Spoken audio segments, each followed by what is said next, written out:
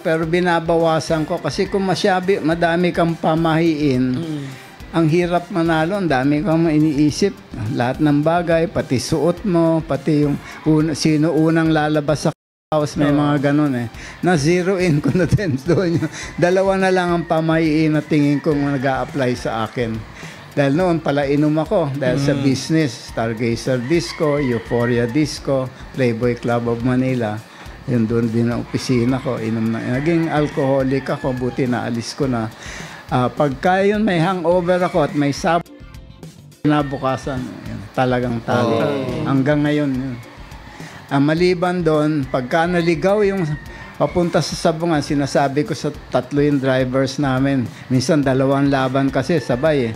Pag naligaw sa biyahe, papuntang Sabungan, ayun din, malas din. Malas din. Nangyari lang lately, nagalit ako pero nangyari na eh. Yung ugali naman natin mga Pilipino, yung handler, yung mananari na babae, nakisama, hindi sinabi sa akin. Sabi ko, sasabihin nyo para bawas ako ng... Ewan ko kung bakit. Siguro dahil kailangan dire-diretso. Kung saan yung Sabungan, alamin ng mabuti. At ayoko magbiyahe ng panlaban na manok na maliwanag na. Kasi sinubukan ko minsan, ako mismo nagmaneho. Naririnig ko, pag maliwanag na, maingay na sila.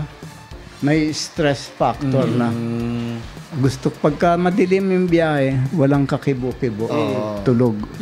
So, ang target namin, dadating sa Sabungan, alas 5:30 ng umaga. Bago lumiwanag talaga. Para walang stress.